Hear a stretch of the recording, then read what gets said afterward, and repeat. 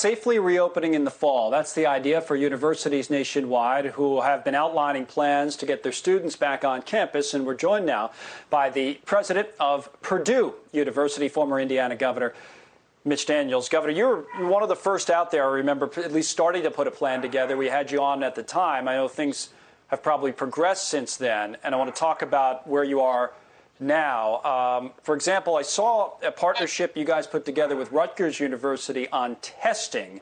So tell us a little bit about that. That's a self-administered test, is it? And how do you plan to use it to get the students back? Connell, it is the latest in a series of enhancements of our program. I hope there'll be more. We're going to do absolutely everything we can to create a safe campus environment for all this fall. The testing, the pre-testing will be, I hope, a major part of that. Every one of our students will be receiving in the mail a test kit, a saliva-based test kit, much like that the NBA and others are now employing, and they will be given a limited number of days to take the sample and send it in. We're getting a very fast turnaround time and have the assurance of that.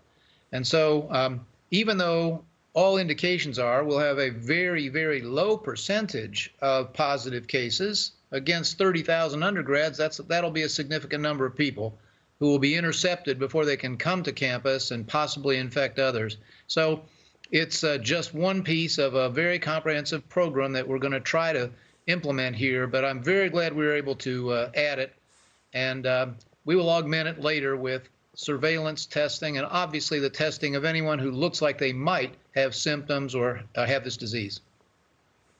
Now, I saw with a limited number of students on campus, I guess for summer programs, the positivity rate was under 1%, which on a relative basis is obviously great. But as you say, you start to increase the number of students that come back in August and September. Is there a percentage number, on maybe on positivity that you look at and say this is unacceptable and we'd have to, start to rein things back in or shut down? How are you looking at it? What metrics will you watch? I'll be watching a couple things. In terms of total cases, the difficulty point for us would be if it began to outstrip our ability to safely isolate. We have those cases for the 2 weeks or so that they'll need to return to full health.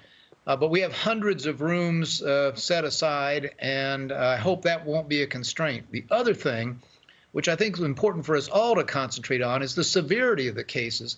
The positives that we have found so far among these early arrivals and a few of our athletes are extraordinarily mild. In most cases, they didn't even know they had the virus. So what we'll be watching, and I'll be paying a lot of attention to, is do any of these cases that we will have this fall turn into something more severe? And of course, our main strategy is to protect older and more vulnerable people from who would be more likely to have a severe event. Yeah, keep an eye on those on the professors, obviously, and the staff. You mentioned athletes, and I'll end on that. What about sports? What type of Big Ten competitive season can you expect? What are you adjusting to? Where are you right now on intercollegiate athletics? Connell, as you know, the Big Ten has already said at the most there'll be a 10-game conference-only football schedule, and I guess I'd underline at the most. I think that this has to be looked at very seriously and carefully. Nobody'd miss fall sports more than a sports fan like I, but we have to be very conscious of the special risk to athletes who cannot avoid close proximity. We have to be very careful about the possibility of older staff and coaches who might be at much more serious personal risk from the virus. So no promises. I think there's a lot of doubt over whether we can do that in good conscience. All right. Fair enough. Governor Daniels, thank you. Mitch Daniels, now the president at Purdue University in Indiana.